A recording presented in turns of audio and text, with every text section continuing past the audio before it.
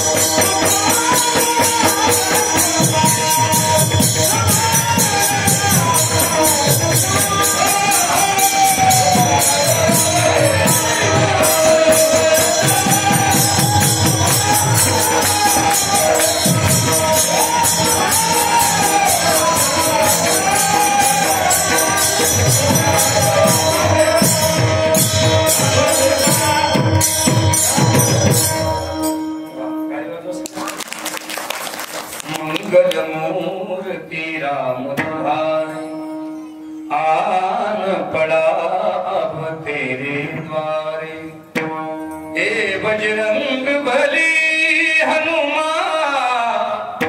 हे महावीर करो कल्याण, हे महावीर करो कल्याण। काया वाचा म्हणे झाला विष्णुदास, काया वाचा म्हणे झाला विष्णुदास, काम क्रोध त्यासे बाधितीना, विश्वासितो करी स्वामी वरी सत्ता, सकळ भोगिता होय त्याचे प्रस्तुत। प्राप्त प्रसंगी सप्राप्त स्थळी सेवेकरता निवडलेला अभंग, महान भगवत भक्त देव निवासी सकळ संत हृदय सम्राट ज्ञानेश्वरी जगद्गुरु यांचा 3 चरणाचा अत्यंत महत्त्वाचा गोड उत्कृष्ट असा अभंग सेवेकरता निवडलेला विठाला।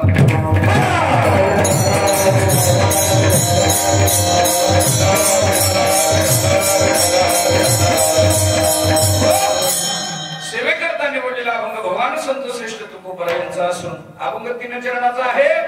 अभंगाचा प्रतिपाद्य विषय असा आहे, या अभंगाद्वारे भगवान संत श्रेष्ठ तुकोबरा मृत्यू लोकामध्ये जन्माला आलेल्या भगवत भक्ताच्या जीवनामध्ये काय परिणाम जाणवतो, त्या परिणामाचा विचार करणारा अभंग आहे विठाला।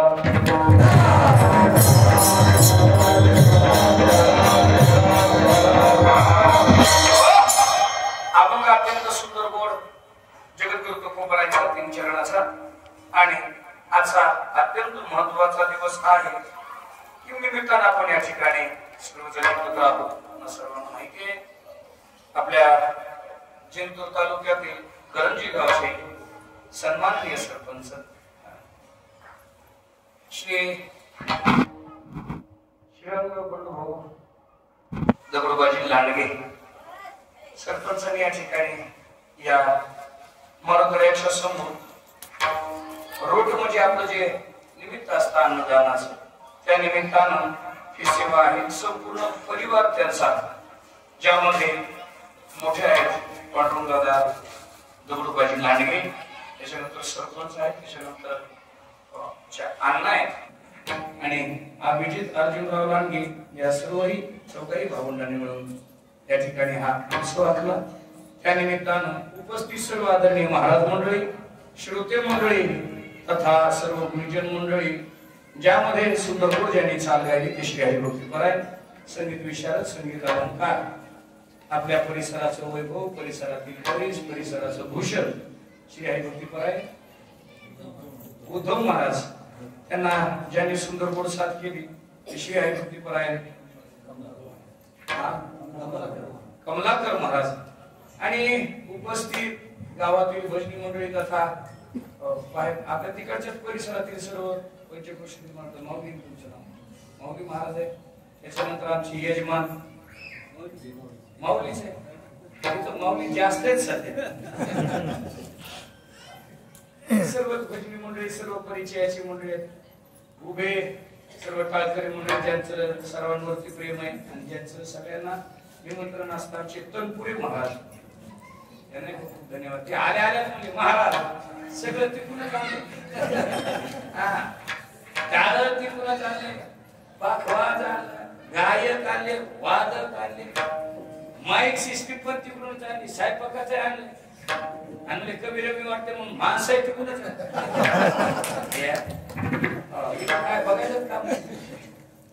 धन्यवाद, अत्यंत सुंदर कार्यक्रम। मी आल्या आल्या म्हटलं महाराज खऱ्या अर्थानं आता सांगायला हरकत नाही, ते आमचे सासरे होय महाराज आणि मला त्याचा जास्त आनंद आहे महाराज। जिथं जिथं परमार्थ आहे आणि जावायला सासऱ्याचा आनंद असणं त्याच्यात काही नवल नाही, पण आम्हाला जास्त याच्या करताय कधी परमार्थिक आमच्यापेक्षा जास्त परमार्थिक विठाला।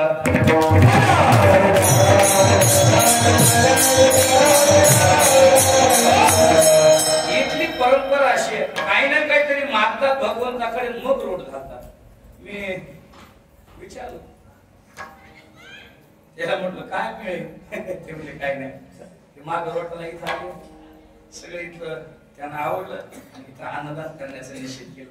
म्हणजे असं मागायचं त्यांना काही अशी अपेक्षा नाही, इच्छा नाही, पण जे आहे जो परमार्थ आहे तो चांगल्या पद्धतीने चालला पाहिजे अशी त्यांची भूमिका आहे।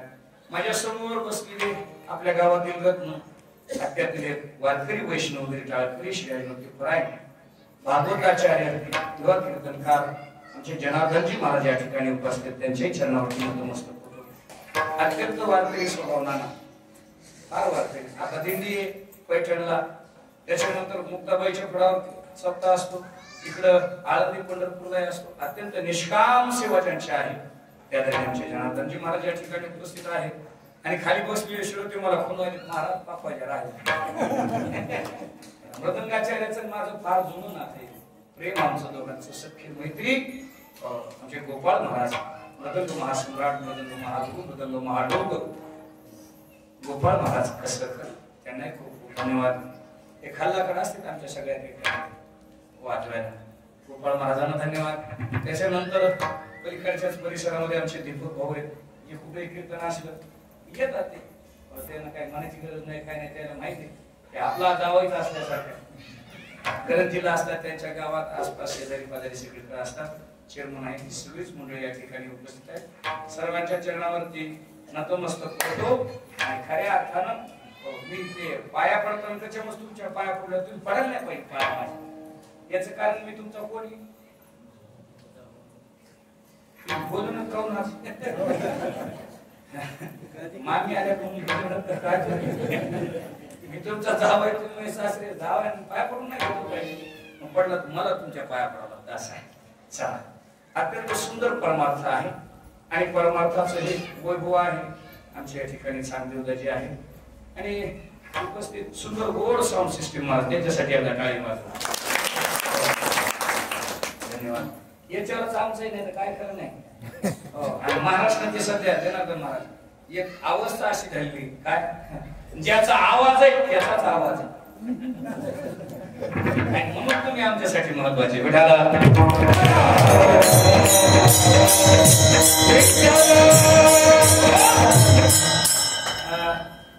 खऱ्या अर्थानं आज शिवजयंती आहे.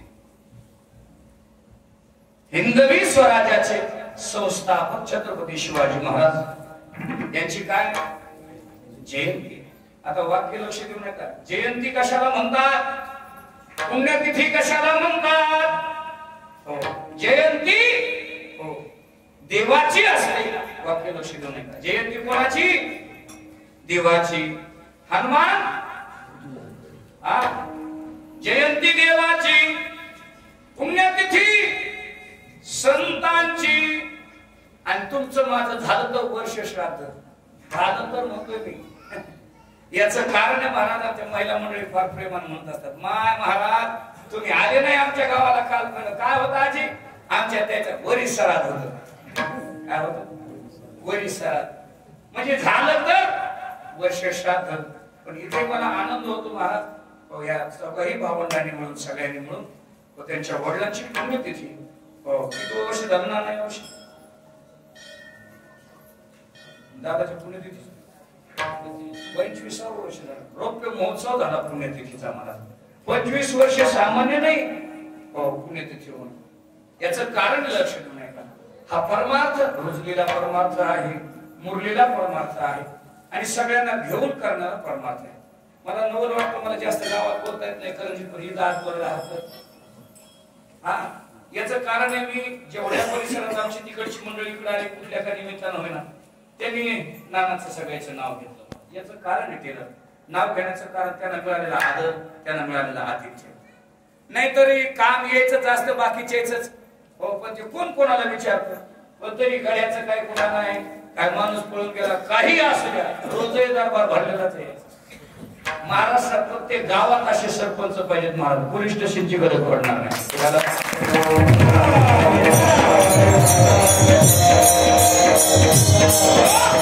आणि मी मुद्दाम आज बोलतो, याचं कारण आहे छत्रपती शिवरायांची जयंती आहे. ज्या छत्रपती शिवरायांनी 18 प्रगट मावळे जमा करून आपलं हिंदवी स्वराज्य निर्माण केलं आणि ते स्वराज्य टिकवलं. आणि टिकवत असताना छत्रपती शिवरायांच्या नंतर धर्मवीर संभाजी महाराजांनी ते स्वराज्य छत्रपती शिवरायांसारखं टिकवलं म्हणून सांगण्याचा योग घडला.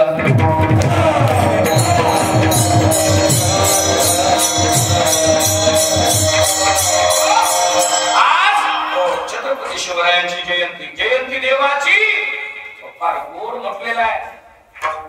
या ठिकाणी महाराष्ट्रातला आज सर्वात मोठा सण सर्वात मोठा सण का ही मंदिरं आपल्याला शाबूत दिसतात आणि आपल्या डोक्यावर भगवा फेटा दिसतो त्याचं एकमेव कारण छत्रपती शिवाजी महाराज आणि हे सांग महाराज छत्रपती शिवराय आणि त्याच्यानंतर मंदिर टिकून राहिले त्याचं एकमेव कारण पुण्यश्लोक अहिल्यादेवी होते यांनी टिकवलेली मंदिरं या बाहेरून आलेल्या सत्ताधाऱ्यांनी फोडली तोडली नष्ट केलेली मंदिरं पुन्हा त्यांचा जीर्णोद्धार केला पाहिजे करून दाखवला आयुष्यभर आतापर्यंत मंदिराचा जीर्णोद्धार पुण्यश्लोक अहिल्यादेवी होळकरांमध्ये दोन जीवनात आपल्या फार महत्वाचे आहे आज ज्यांची जयंती छत्रपती शिवाजी महाराज महाराष्ट्राचं अखंड महाराष्ट्राचं आराध्य दैवत महाराज आपल्याला या ठिकाणी परमार्थ करता येतो हे सर्व काही त्यांची देण विठाला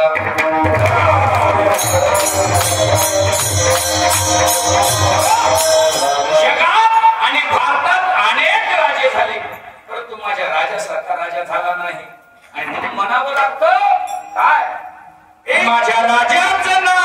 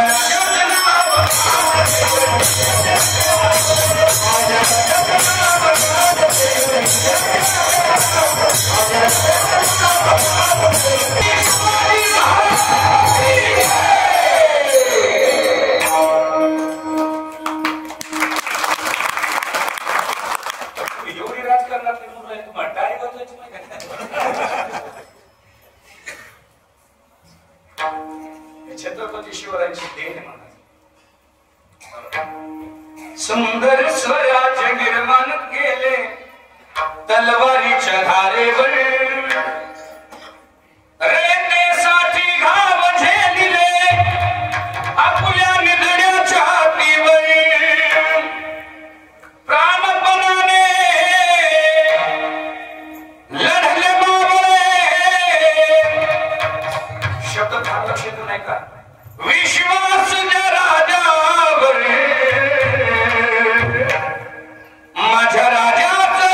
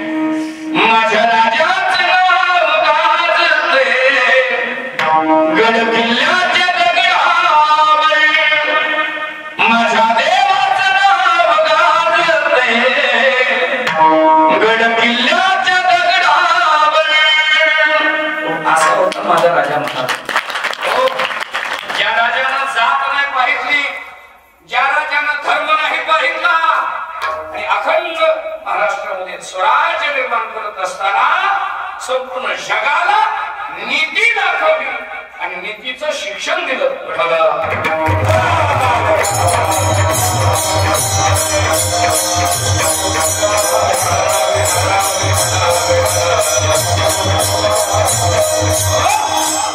जगामध्ये अनेक युद्ध होऊन गेले अनेक युद्ध ज्याच्यामध्ये काही युद्ध असे मातबर होऊन गेले छत्रपती शिवरायांच्या अगोदर ज्या योद्ध्यांनी समोरच्या शत्रूला पाहिल्याच्या नंतर 10 वेळेला जीवदान दिलं जा सोडलं तुला 10 वेळेला जीवदान दिलं आणि नंतर ज्याला जीवदान दिलं त्यानंच पुन्हा त्या राजाचा घात केला त्याला मारलं उदाहरण तुमच्या लक्षात आहे जर नाही आलं तर घरी गेल्यावर बघा पण माझ्या छत्रपती शिवरायांनी इथं मात्र शिकवण दिली का ज्या वेळेला एखादा दुष्ट आहे ज्याचं निर्धारण करायचंय त्याच्यासाठी महाभारताचा इतिहास बघितला पाहिजे त्याच्यासाठी कूटनीती केली पाहिजे ज्याला गनिमी कावा असं छत्रपती शिवरायांकडे नाव आहे गनिमी कावा केला आणि जो भेटीला आला ऐका कशाला आला भेटीला आला वर करणी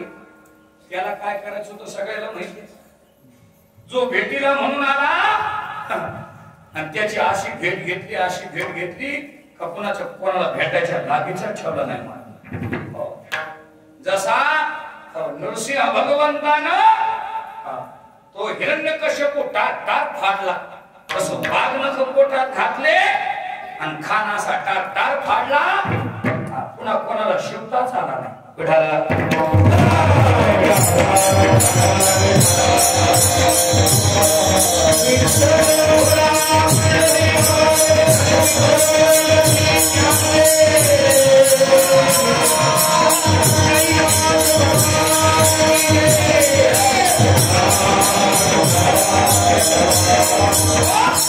आणि महाराष्ट्राला तुम्हाला मला छत्रपती शिवराय मिळाले याच एकमेव पुण्य माझी जाऊसाहेबांची आऊसाहेबांची पुण्य महाराज म्हटलंय ना माझ्या जिजाऊची पुण्याई कशी आली हो फळाला तो बापाचा बाबा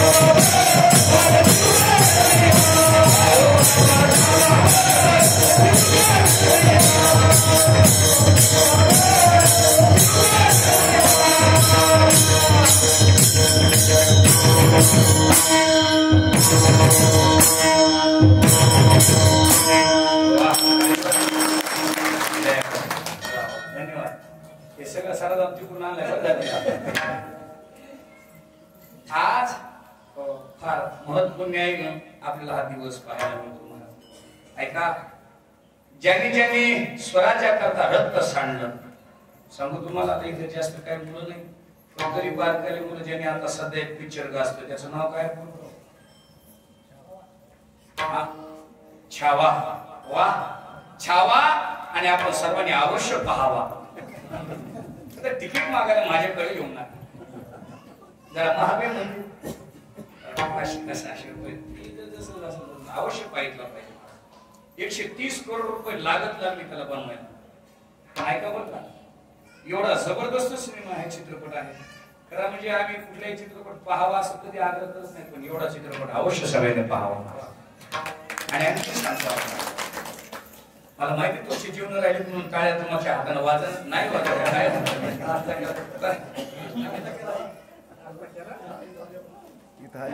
चुकायले का नाश्ता करून टाळ्या वाजवत मला झाला नसेल. तात्पर्य असं आहे का या जीवनामध्ये आमच्या सगळ्या मानवामुळे कसं बघितलं पाहिजे.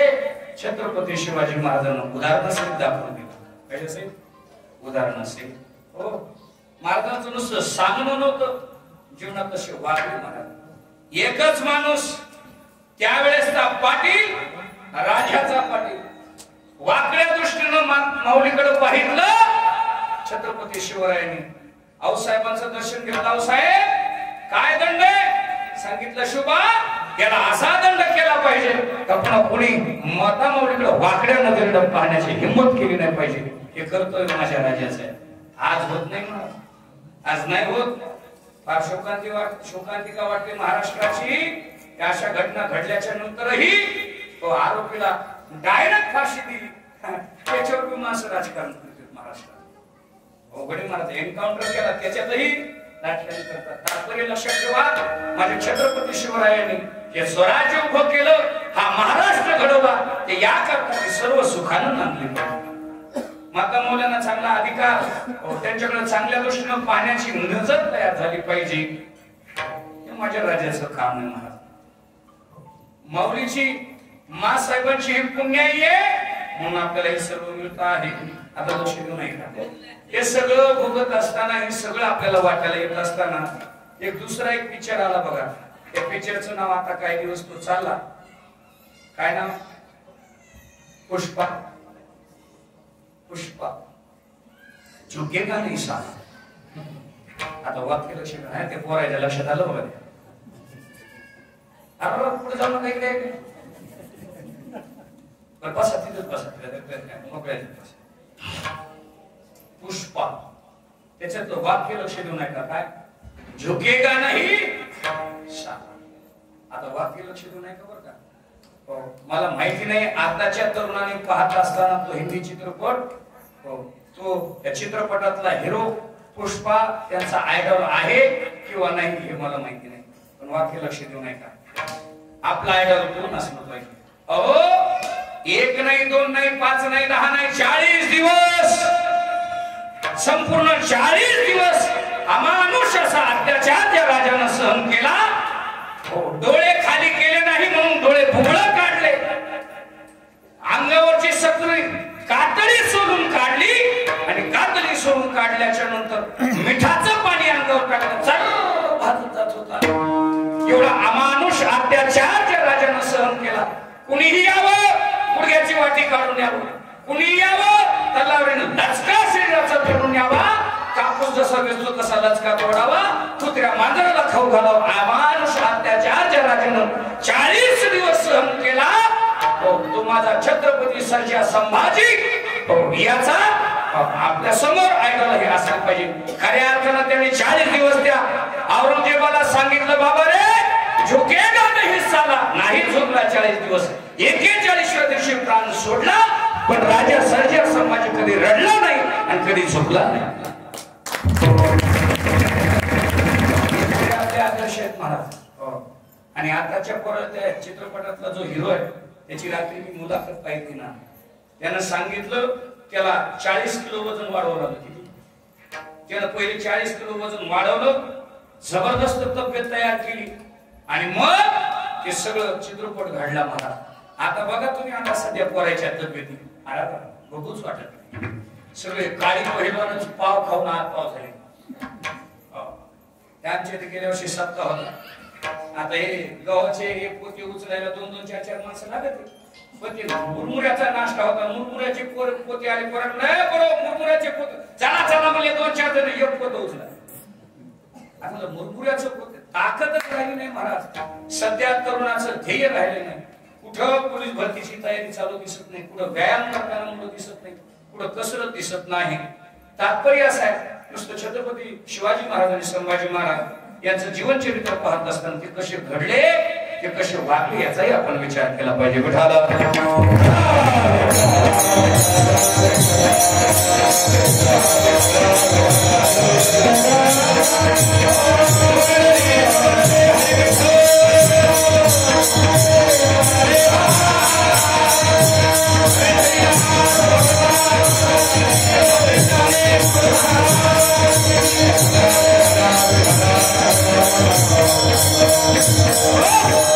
याच्यानंतर दुसरं उदाहरण ज्यांच्या प्रांगणात आपलं कीर्तन चाललंय, ग्रामदेवत हनुमंतराय. फार गोड जीवन आहे महाराज. काय सेवा आहे भगवंताच्या जीवनातली. इतकी सेवा की त्या सेवेचा परिणाम परमात्म्याची भेट झाली. म्हणून देखील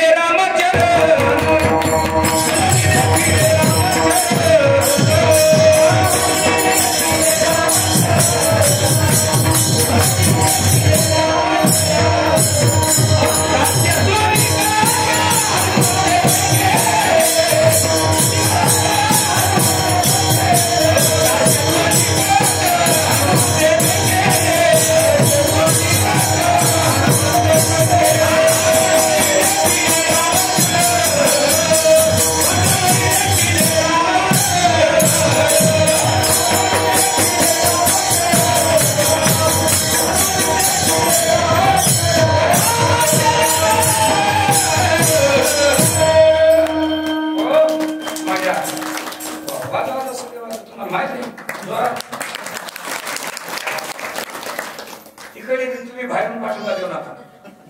हा सगळे तुमच्या लक्षात असं नातात करायचे कीर्तन झाले सांगितले त्याच्यामध्ये प्रमाण झाला की टाळी वाजवायची. हा म्हणून देखील रामचरण काय केलं दास्यत्वानी हनुमंते केले. दास्यत्व केलं कोणी हनुमंतरायानं. कुणाचं? माझ्या रामप्रभूचं. आणि परिणामी म्हणून देखील रामचरण. आता ऐका त्यांचं देवाचं दास्यत्व तुमचं माझं कोणाचं? बोला बोला बोला पटकन बोला. काहीच बोला काय माझ्याकडे उधारी का तुमची? तसं असलं तर सांगा देऊ का? तात्पर्य सांगू का तुम्हाला? जीवनात फार मोठ्या गोष्टी अवघड झाल्या महाराज. काय अवघड झालं? खरं बोलणं अवघड झालं. पहिलं कस काय अवघड झालं म्हणजे लोकशाही. थोडस माफी मागून बोलतो बरं का. याचं कारण मला उदाहरण फार गोड सापडलं. लोकशाहीचा अर्थ काय होतो माहिती का? लोकशाही म्हणजे बहुमतानं काही माणसं जर म्हणत असतील का हे खरंय तर तीच खरं. तुम्ही फक्त कीर्तनात राहा. उदाहरण सांगतो. होती काय अडचण? फार उदाहरण. पाटील 10-12 माणसं सोयरी केली काय कुठं सोयरी केली. जुना काळ होता. मधून पाय पाय जाऊ लागली. मधल्या रस्त्याने मधून निघाले 10-12 माणसं निघाले. वाटात उन्हाळ्याचे दिवस होते. तहान लागली. काय लागली? तहान लागल्यावर विहीर बघितली. पाणी प्यायला गेले. पाणी प्यायला गेले. तिथं विहिरीत पाणी पण शेतालाच काय नव्हतं. काय नव्हतं शेतात. विहीर तर भरती पोहणं तो कोणाला येत नाही. काय केलं पाहिजे? 10-12 जणांना अशा तहाना लागल्या. एक जण म्हणलो काय करा कल्पना पण पाणी मात्र आता नाही पिलं तर मरतोच. मला पाणी प्यावंच लागतं. काय करावं काय करावं? एक जणाचं बुटाड होतं मोठं. बुटाला दोन्ही कोण दोरी बांधली आणि सोडला मध्ये. बुटानं पाणी शेत मला बुटानं पाणी पिली. किती जण? 11 जण. एक मला मिळाले पाव ते काही असं मला आपलं जिंदगी गाढवासारखी असू द्या पण पाणी निर्मळच घेणार मला. हो तुम्ही बघा गाढव पाणी निर्मळच घेणार. बाकी काही असं त्याला बांधायची गरज नाही. रात्री एखाद्याचं गाढव हात पडलं तर मला विचारा कुठं सापडत. मी सांगतो तुम्हाला काय अडचण. म्हणजे गाढव मला कळत देत असं काय नाही बरं का. पण त्या गाढवाला सवय असते. ते रात्रीच्याही आधारात पुढे बसतात. कोण म्हणलं सावलीला? बरोबर आहे. तुम्हाला माहिती आहे भिताळाच्या सावलीला. हो तुम्ही बघा आणखी जे भिताळाच्या सावलीला असते त्याला नाही म्हणून आपण बुटात पाणी पित नाही. 11 जण पाणी पिले पोटभर, एकच राहील. आता मजा बघा, पाहुण्याच्या गावात गेली, पाहुणे जवळचे ते बसले आणि त्याच चहा पाणी झालं तेवढे ते 11 जण हसू लागले. ते पाहुणे विचारलं काय झालं, पाहुणे हसायला? नाही म्हणले असं नाही नाही काय झालं, काय नाही म्हटले. ते 11 जण त्याच्याकडे कोट केलं, कोणाकडे जे पिलं नाही त्याच्याकडे पाणी फुटान त्याच्याकडे कोट केलं. म्हणजे पाहुणे लावले काय याला लय ताण लागली की वाटत नाही फुटानं पाणी पिलं. पण याला काय म्हणतात, कोणाचं खरं वाटत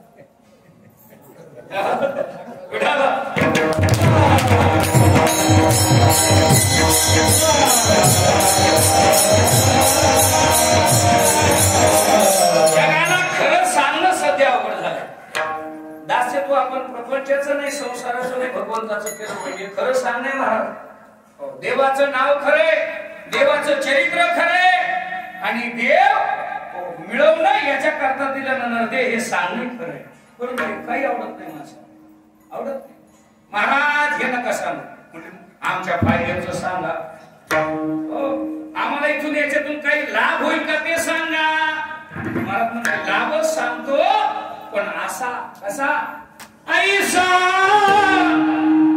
लाभ बांधा गाठी, ऐसा लाभ बांधा गाठी. असा लाभ जीवनामध्ये बांधा कोणता, तो परमात्म्याचा दास्यत्वाचा.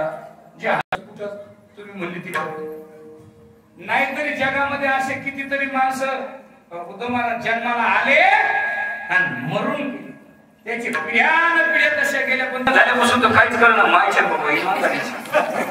हो मी कव्हा मी करंजीला गेलो तुम्हाला खालता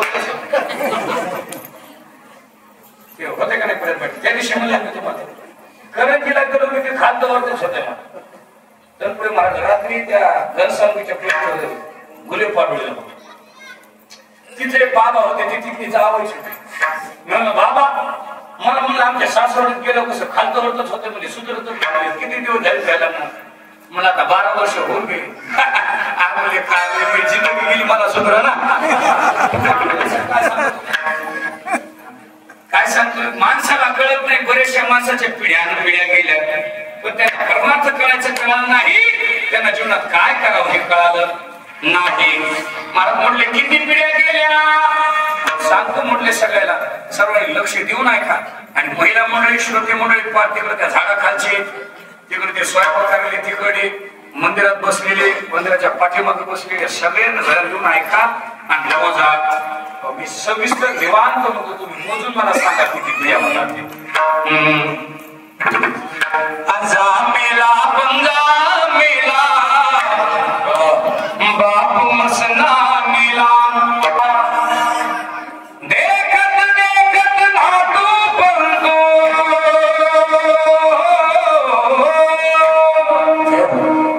देखत देखत नाटू पंगो, तोही तैसा झाला.